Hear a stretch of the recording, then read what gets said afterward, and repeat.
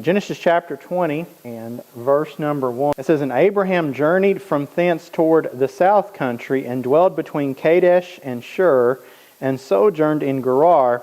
And Abraham said of Sarah his wife, She is my sister. And Abimelech king of Gerar sent and took Sarah." Notice now that you have Abraham here. He journeys from where he was, and he goes from where he was there in the plain of Mamre, which is near Hebron, and he goes on down to the south and goes to Gerar. Now that map that was just handed out to you a few minutes ago, that I just wanted to give you kind of a visual. Mamre would have been just north of Hebron there, Hebron being the one that's circled in the more inset map there toward the center of the land. Gerar being over there where closer to the Mediterranean Sea there. It's kind of where, basically it's where you have Gaza now. That would be the area that he would have traveled into and would have sojourned there in Gerar.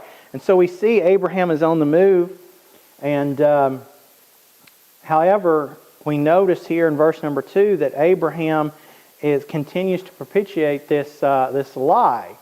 He continues to tell this lie that Sarah is his sister, and he doesn't claim her as his wife.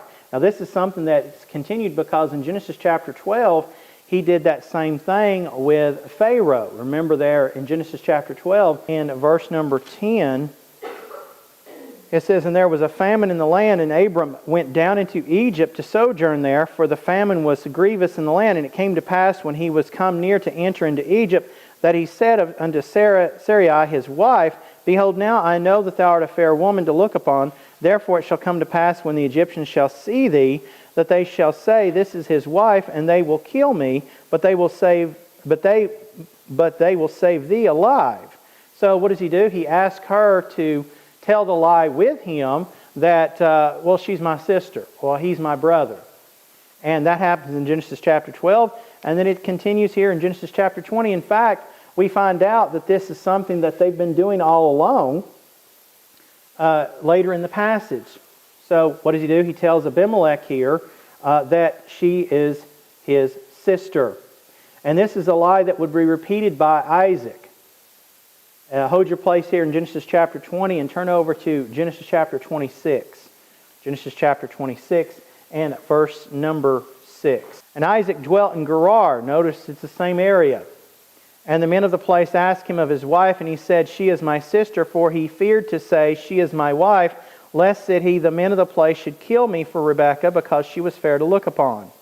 And it came to pass, when he had been there a long time, that Abimelech king of the Philistines looked out at a window, and saw, and behold, Isaac was sporting with Rebekah his wife. And Abimelech called Isaac, and said, Behold, of a surety she is thy wife, and how saidst thou, She is my sister? And Isaac said unto him, Because I said, Lest I die for her." So this is a lie that Abraham would tell. This is a lie that Isaac would repeat. Now in the case of Abraham, she is his sister, and we see that later in the passage. But in Isaac's case, that's not even true. It's not even true at all. And you know what you find? Both lacked faith in God's protective hand.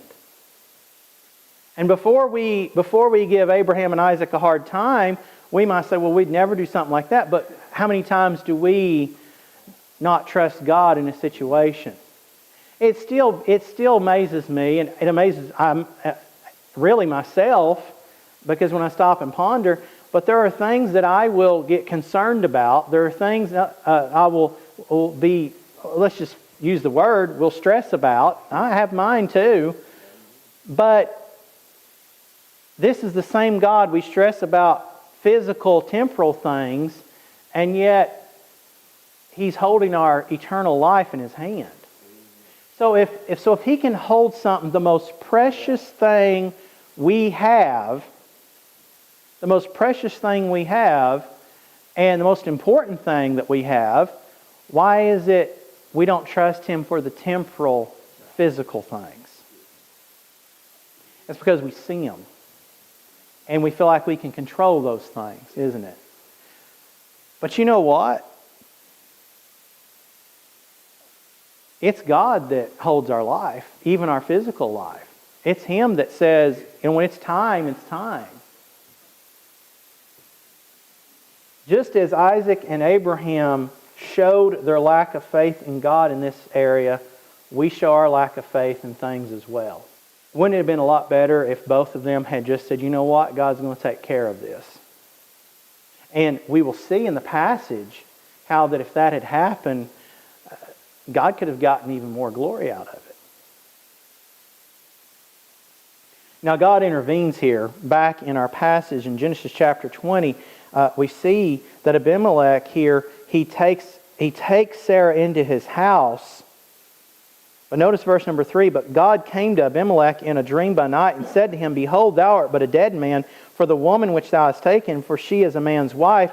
But Abimelech had not come near her, and he said, Lord, wilt thou slay also a righteous nation? Said he not unto me, she is my sister? And she, even she herself, said, he is my brother. In the integrity of my heart and in the innocency of my hands have I done this. And God said unto him in a dream, yea, I know that thou didst this in the integrity of thy heart, for I also withheld thee from sinning against me, therefore suffered I thee not to touch her. Abimelech has this dream, and God comes to him in that dream by night, and he tells him, but thou art but a dead man. How would you like that as an announcement to you? And notice he says, Abimelech, though had not come near to her, because remember, notice why? And God said in a dream, I know that thou didst this in integrity of thy heart, for I also, verse number 6, for I also withheld thee from sinning against me. He said, I know that you did this in innocency, so I made sure that nothing wrong happened. Wow. You know what that tells me? That when a man is trying to do right, God will come alongside and help. And if He's doing that for this Gentile king, how much more for us as His children, that when we're trying to do the right thing, that God will help. We're trying to follow Him. Now, I got a couple of verses here. Let's look at this. Remember, Abimelech is a Gentile king, but yet he has a knowledge of God about him. Time and time again in the Old Testament, I find it interesting that you see, yes, we've got heathen nations. We've got these nations that have false gods, but it's not that they have a full lack of knowledge of God in many cases. Because notice that he says here, he says in verse number 4, but Abimelech had not come near her, and he said, Lord, wilt thou slay also a righteous nation? He calls on God here, and he knows who's talking to him. Romans chapter 2, verse number 14 says, for when the Gentiles, which have not the law, do by nature the things contained in the law, these, having not the law, are a law unto themselves, which show the work of the law written in their hearts, their conscience also bearing witness, and their thoughts the meanwhile accusing or else excusing one another. Now, we've read that verse before and we've commented, but again, I want you to see it again, that, listen, there was an understanding of right and wrong even in this kingdom. There was an understanding of this is righteous, this is wicked. God has placed in every person that there is right and wrong. It's when man turns his back on the precepts that God's instilled in him, and he gets educated out of what's right, that he turns wrong.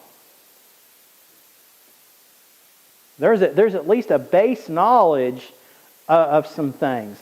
Even in other countries that don't have a Christian foundation, there's an understanding that you murder someone, you pay the price.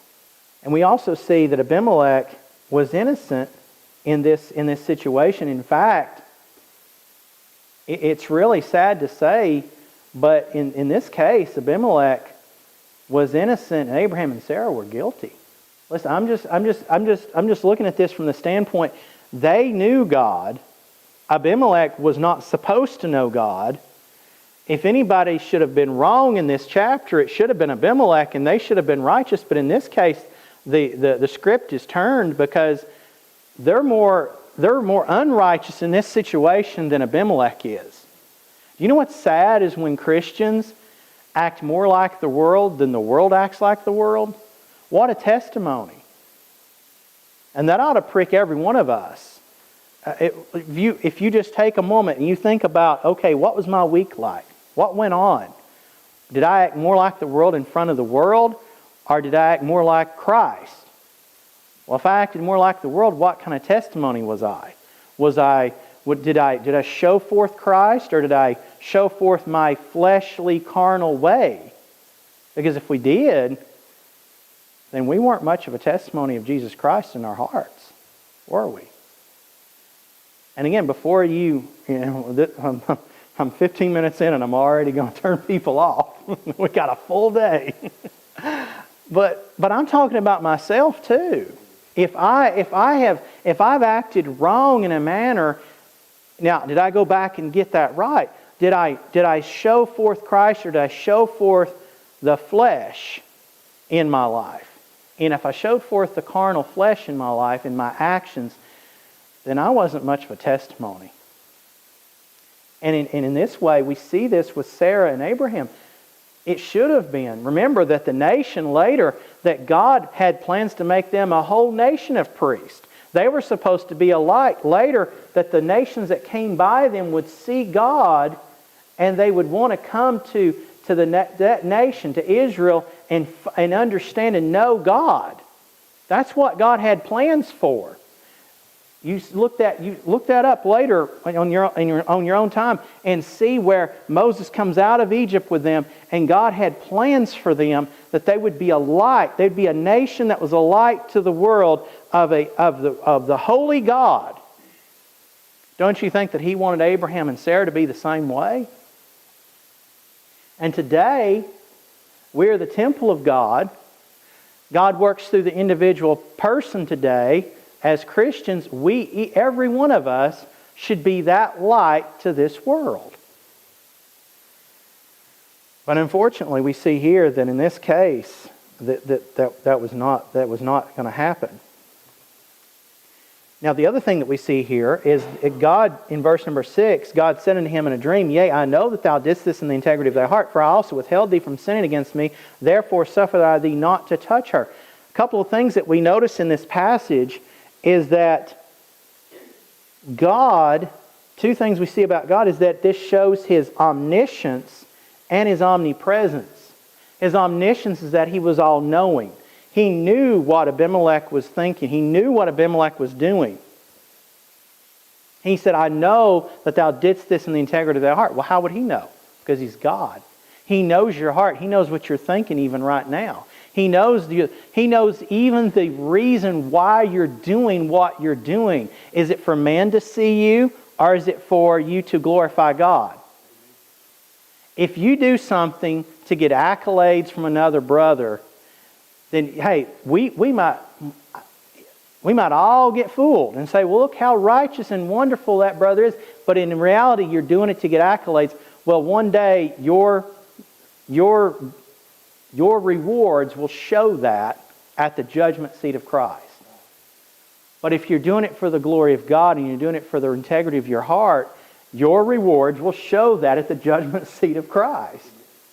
Then we also see that God's omnipresence in that He's there, but He's also in heaven. Right? And so we see these two truths. Psalm 139, verse number 4, I believe it's the psalmist David. I'll just read these. Verse number 4 says, For there is not a word in my tongue, but lo, O Lord, thou knowest it altogether. He knows it before it comes out of his mouth. David said that about the Lord. He says, He knows what I'm thinking. He knows what I'm about to say, even before it leaves my mouth. Verse number 8 says, If I ascend up into heaven, thou art there. Talking about God. If I make my bed in hell, behold, thou art there. In other words, I can't get away from you. You're everywhere. And so the Lord, knowing Abimelech's heart, knowing what was going on in the very moment and what was going to happen in the future, God's there. In Abraham's case, and Sarah's case too, but Abraham being the head of the home there, James 4:17 tells us that to him that knoweth to do right knoweth to do good, and doeth it not, to him it is sin. So when we know the right thing to do and we don't, then that's a sin for us. And we could park there and talk about it, but I won't right now. But I would encourage you to think about your own home, your own life. Like, is there things that you ought to be doing? Gentlemen, is there things you ought to be doing in your home? Children, no children, whatever the case may be. If there's things that you know you ought to be taking a lead on, there's things you know that you need to stand up for it and make changes, and you don't do it, it's easy to put it off now, but one day you're going to stand before a holy, righteous God and even give an account for that. Now that's fearful, isn't it? I'm going to have to do that. You're going to have to do that. And it's easy to brush it off now because it's so far away. And in the heat of the moment, it's like, I don't want to deal with that. But one day, you will give an account for that. Abraham here was confronted, and if you will, turn over to Psalm 90.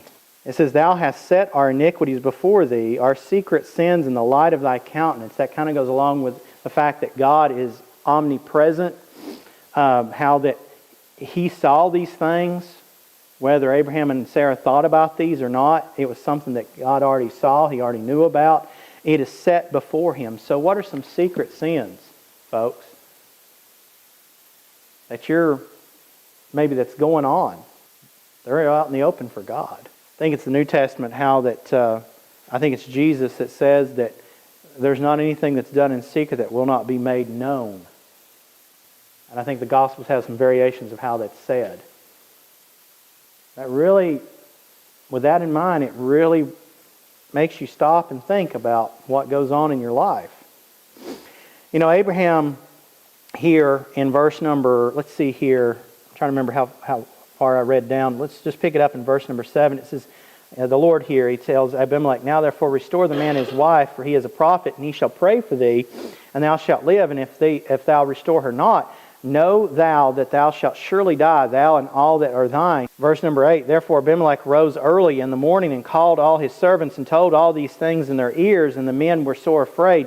Then Abimelech called Abraham and said unto him, What hast thou done unto us? And what have I offended thee, that thou hast brought on me and on my kingdom a great sin? Thou hast done deeds unto me that ought not to be done. Again, isn't it wild that you have a Gentile, as we sometimes say, heathen king, that is telling Abraham that's supposed to be, he's chosen of God. He's telling him there in verse number 9, Thou hast done deeds unto me that ought not to be done. Verse number 10, And Abimelech said unto Abraham, What sawest thou that thou hast done this thing? And notice verse number 11 of chapter 20 of Genesis. And Abraham said, Because I thought, surely the fear of God is not in this place, and they will slay me for my wife's sake. And yet indeed she is my sister. She is the daughter of my father, but not the daughter of my mother, and she became my wife. So we can give Abraham at least that yeah, she's your sister. Remember, Isaac later will do this same thing. We mentioned that earlier, but she's not at all. Abraham kind of gets a pass a little bit because yes, she is, but you weren't forthcoming. And you know what? Half a truth is still a complete lie. And that's what you have here. It's still a complete lie. And also notice something. And I want to make a point of this. Notice Abraham said, Because I thought. You know, there's a lot of things you can think. That doesn't mean they're right. And notice here, he says, Surely the fear of God is not in this place, and they will slay me for my wife's sake. Do you know what's driving Abraham here? And it's the thing that drives a lot of Americans today. It drives many Christians even. Fear. Doubt. And I know I've already made a point of this in past lessons, but I want to say it again because it's here. When your emotions and your fear drives you, you will make irrational, wrong decisions in your life. And unfortunately, in the last 20 to 30 years, you see that proliferated even in men. And gentlemen, when men let fear drive them, they will not act like men should act. You have got to think with a head on your shoulders and logically. When you let fear and emotion drive you, you will make bad decisions in your life. You've got to have a walk with God. You've got to be in this book. You've got to be a man's man in the face of God. But if you let fear drive you, will not let faith drive you, will not let this book drive you, because you're letting fear and emotion run your decisions. And that's where our nation is today. What happened when Abraham let fear drive him? He didn't even take ownership, and you may not like that word, but he didn't take ownership of his wife. And he left her in a man's house that she should have never been in that house. And he let an opportunity to be a light to Abimelech to turn into this. Abraham's fear caused Sarah to sin. And you know what happens in our lives? Gentlemen, when we let fear drive us, we're going to put our wives in a bad position, because they're going to have to start making the decisions that are supposed to be made by us. Now I don't like to think about that for me. I'm sure you don't like to think about that, but let's face it, that's the truth. If we let fear drive us, we will not be the leaders we're supposed to be, and that's where our nation is. Now you might say, well, you're just chauvinistic, and you may have some words for that. I'm just telling you the Bible. That's the way God said it. That's the order in which God said it, and when we get it out of order, we have a mess on our hands. And because of this, then their sin would cause their son to sin that much easier. Why? Because Isaac is going to see his dad's actions later. And then you're going to see the apple doesn't fall far from the tree. And when we as parents live a life of fear, our children are going to live a life of fear as well, because that's what they're going to understand. Verse 13, it came to pass when God caused me to wander from my father's house. So now we get the other side of the story. We get this whole scheme that's been put together. He says here, from my father's house, that I said unto her, so that's Sarah, this is thy kindness which thou shalt show unto me at every place whither we shall come, and say of me, he is my brother. You've been doing this everywhere you go. You know what you find? Usually when something surfaces, a problem surfaces of this nature, you see a problem that's now finally raised its head. The thing is, it's been going on for years. Verse number 13. You don't see what's going on. There's so much more baggage, there's so much more problems that's happening that you don't know about until you start peeling back the layers of like an onion and you find the heart of the problem. The problem was this decision was made many years ago. You think it ever was a problem between Sarah and Abraham? You think Sarah said, wow, you don't want to own me in front of anybody? That's a problem. And it doesn't have to be that, folks. You can look at your own life. Is there something that you need to take care of between you and your spouse? Is there something you need to take care of between you and your children? You didn't know this was going to be a relationship course this morning, did you? But it's there. It's right there in Genesis chapter 20, verse number 13.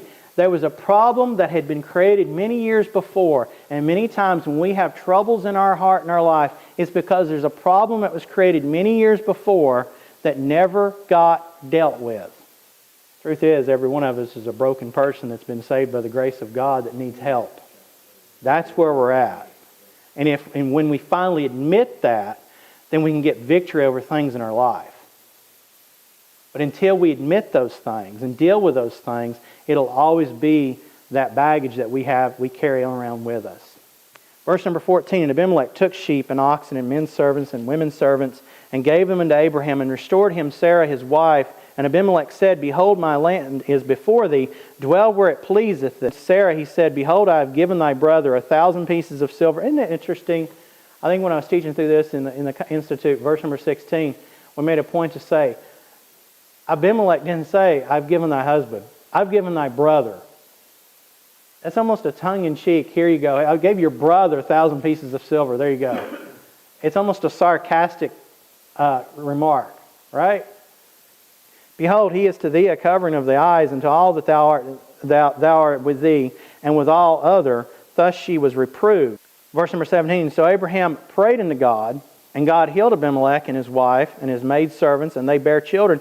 For the Lord had fast closed up all the wombs of the house of Abimelech because of Sarah, Abraham's wife. And so we see the Lord dealing with these things, in fact, dealing with these things with Abimelech, and the right things took place. But how much better would it have been if Abraham had been a light to this nation, right? But before, again, we judge too harshly, how much better can we be a light to those around us? Number 21, chapter number 21, verse number 1. It says, and the Lord visited Sarah as he had said, and the Lord did unto Sarah as he had spoken. Now, folks, notice here what's about to happen is the Lord is going to give Isaac now. Verse number 2, for Sarah conceived and bare Abraham a son in his old age at the set time of which God had spoken to him. The Lord here keeps His promise.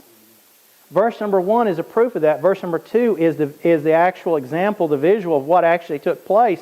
But the Lord visited Sarah as He had said. When He had said that? Well, He said that several chapters back, where He had promised that Sarah would have a son in chapter number 17. In fact, turn over there if you will. Verse number 19, it says, and God said, Sarah thy wife shall bear thee a son indeed, and thou shalt call his name Isaac, and I will establish my covenant with him for an everlasting covenant, and with his seed after him. He says, I've made this promise. He sets a time. Remember when the Lord comes with the two angels to the tent door, and He says, at this time year, I will revisit thee, and He keeps His promise from chapter 17, chapter 18. Now, Abraham is faithful in naming his son. Look at verse number 3, and it says, and Abraham called the name of his son that was born, back in chapter 21, verse number 3, it says, and Abraham called the name of his son that was born unto him, whom Sarah bare to him, Isaac. And Abraham circumcised his son Isaac, being 8 days old, as God had commanded him. And Abraham was 100 years old when his son Isaac was born unto him. So Abraham is faithful in naming the son Isaac. He's also faithful in what he was commanded to do in circumcision. So he does the Lord's commands. And God is looking for a man today, a man, woman, and child, to keep His commandments. You say, well, we're under grace. Yeah, but God still has commands for us. And God blesses us. Now, we're not always blessed materially. Sometimes we're blessed spiritually, but I'll tell you this right now, in America, we're blessed materially, aren't we? Very much so. And God blesses when we're faithful. God was faithful to Abraham and Sarah, and we're going to see God's faithfulness in this chapter as well in other areas. Abraham was faithful in naming his son. Abraham was faithful in circumcising his son according to what was commanded. And so then God was faithful to fulfill His promise that He had made to Abraham. Verses 4 and 5, verse number 5, and Abraham was 100 years old when his son Isaac was born unto him. We see back in chapter 17 how that the Lord had fulfilled His promise that He had made back there about Isaac. We also see verse number 6 of chapter number 21. It says in verse number 6 here, it says, and Sarah said, God hath made me to laugh, so that all that hear will laugh with me. And she said, who would have said unto Abraham that Sarah should have given children suck? For I have borne him a son in his old age. And the child grew and was weaned, and Abraham made a great feast the same day that Isaac was weaned. Now, we see here that Isaac means laughter. Laughter of joy. Now, what's interesting is that this promise and the naming of the child was given back in chapter 17 after Abraham had laughed concerning the promise, and Sarah would laugh concerning the promise. Back in 17, Abraham would be reminded of laughing at God. Can you imagine this? Yes, it means joy. But every time that he would call Isaac, he would be reminded of, I laughed at God. Remember, Sarah laughed inside the tent door in chapter 18 and verse number 12. Isaac, come here. Yeah. Now this feast in chapter 8 was provided on the day that Isaac was weaned. But even in the midst of all this and what was about to happen is of God, there's also some sadness as well. In chapter number 9, or chapter number 21, verse number 9, we see this. And Sarah saw the son of Hagar the Egyptian, which she had borne unto Abraham mocking. Wherefore she said unto Abraham, Cast out this bondwoman and her son, for the son of this bondwoman shall not be heir with my son, even with Isaac. And the thing was very grievous in Abraham's sight because of his son. And God said unto Abraham, Let it not be grievous in thy sight because of the lad and because of thy bondwoman. And all that Sarah hath said unto thee, hearken unto her voice, for in Isaac shall thy seed be called.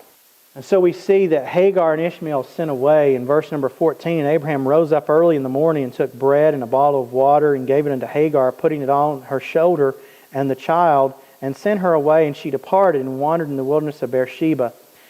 If you just think about, just for a moment, the perspective Abraham has here. And we look at it and we just read it and we pass on by it, but this had to be a heartbreaking time. Even though Isaac was the one that was chosen, Ishmael was still his son. Hagar had been living in their home for years. There had to be some loss that was felt. But it was God's decision. You know, sometimes doing the right thing does bring some grief. We think that, well, doing God's bidding, there's never grief. But no, sometimes there's grief. And that's something that, I don't know, our modern day Christianity there's this thing of, well, if I'm always doing God's will, it should always be wonderful and joyful. That's not always true. Sometimes doing what God tells you to do means standing up to your family. Sometimes it means having to break some ties. Sometimes it means you may not be regarded in everybody's sight as this wonderful person. But it's still right to do what God wants you to do in your life. Sometimes it's being mocked because of your stand on something. And being a Christian in today's world, I think, is going to get harder. Sometimes it means even those that should be joyful for you and there's no reason why they shouldn't be in your court, are still going to disagree with you about something. But being a servant of God, being a child of God, being a steward of God, it's required to be faithful. And it's required to follow His lead. And sometimes that means not everyone's going to be thinking you the greatest thing in the world. And I just point that out because, yes, I know this was a different situation, but in reality, if we take this and we apply this in our life, that's true for us today. There's going to be some grief sometimes. There's going to be a shedding of a tear. Now notice here what happens with Hagar and Ishmael. It says, and the water was spent in the bottle, and she cast the child under one of the shrubs, and she went and set her down over against him a good way off, as it were a bow shot. For she said, Let me not see the death of the child. And she set over against him and lift up her voice and wept. She's been wandering in this wilderness of Beersheba for some time until the water's spent out of her jug, until there's no more food left and she's at the end of her rope. You ever been there? The world's there. The world is in the wilderness of this world, in this wilderness of sin, and they're wandering around and there's no hope. There's no guide. In this case, Hagar is left destitute, is left. I don't know if she was thinking she was going to make it down to Egypt. I don't know what she was after, but she hadn't found a place. That was for sure. This world is trying to find a place that brings joy, that's trying to fill a void that they can't fill. They fill it with drugs, they fill it with alcohol, they fill it with pornography, they fill it with all manner of sin. They fill it with sports. And at the end of the day, whatever they gather to themselves is just going to sit on a shelf and gather dust. But notice verse 17. And God heard the voice of the lad, and the angel of God called to Hagar out of heaven and said unto her, What aileth thee, Hagar? Fear not, for God hath heard the voice of the lad where he is. Arise, lift up the lad, and hold him in thine hand, and I will make him a great nation. And God opened her eyes, and she saw a well of water, and she went and filled the bottle with water and gave the lad drink. And God was with the lad, and he grew and dwelt in the wilderness and became an archer. God had made some promises, and we don't have time to turn there right now, but remember, God had made some promises back in chapter 16 concerning Ishmael, God was not going to let Ishmael die. God was not going to let Hagar die. If Hagar had remembered the promises God had made, there would have been nothing to worry about. God had already made promises concerning Ishmael. He was not going to die as a lad here, as a teen. He was going to live on and become a great nation. Verse number 21. And he dwelt in the wilderness of Paran, and his mother took him a wife out of the land of Egypt. Verse 22, and it came to pass that at that time that Abimelech and Phicol, the chief captain of his host, spake unto Abraham, saying, God is with thee in all that thou doest. Now therefore swear unto me here by God, that thou wilt not deal falsely with me, nor with my son, nor with my son's son, but according to the kindness that I have done unto thee, thou shalt do unto me, and to the land wherein thou hast sojourned. I wonder why Abimelech wanted to make this covenant. Remember what had happened? Already what we've already covered? We're going to make a covenant. Don't deal falsely with me. Verse number 24. And Abraham said, I will swear. And Abraham reproved Abimelech because of a well of water, which Abimelech's servants had violently taken away. And Abimelech said, I wot not who hath done this thing, neither didst thou tell me, neither yet heard I of it, but today. Now, for the time that I have, and I'm just right at time, but I want to mention this. Notice that Abraham, as soon as they converse about this covenant, Abraham immediately starts to reprove Abimelech concerning a well that he had dug, and Abimelech's servants had come and taken it by force, apparently violently, because we see here in the passage. But Abimelech says, wait, I didn't even know this happened. Do you know what this reminds me of? The fact that when we hear something, we ought to check it out. We ought to go to the person that's accused of something, and we ought to talk to them directly before we go off spreading rumors, spreading lies, talking about it, or just talking nasty. Notice that's what happened. Remember, Abraham just starts reproving. He starts reproving Abimelech about this well of waters. And Abimelech says, whoa, if we were bringing it into how we would say it today, whoa, I didn't know anything about this. What are you talking about? If I had known about this, we'd have taken care of it. Hey, drop me a postcard. Call me up. Right? That's a reminder for us, folks. When we hear something, hey, say something. Hey, I was hearing about this. What's going on? Oh, well, what? Just don't run off. Don't go running off and just spreading it. A friend will open up and deal with something. Abimelech had no knowledge of this event. Real peace is not possible without exposing evil and dealing with it. Sometimes that's needed. Governments have tried to end wars without dealing with the evil that's behind it, that caused it. And you know what happens? Such efforts become futile. World War II, we took out an evil government in Germany. We took out an evil government in Japan. You know what? Every war, it seems like ever since then, we left them in power. Or we just exchanged one bad ruler for another bad ruler. If you don't deal with the source of evil, it'll just reinvent itself and come up somewhere else. And that's the problem today. We just want to mask it with a term or mask it with a name. If you don't deal with it, you'll never get ahead. And so what does Abraham do? Well, they finally deal with it, but it could have been dealt with sooner. So what has happened? Verse 27, 28, 29, they take sheep, they make this covenant with each other, with his sacrifice, they make a covenant with one another. Abraham then will dig a well, and it'll be left alone by Abimelech and his people. We see there in verse number 31, wherefore he called that place Beersheba, because there they swear both of them. So they make this covenant.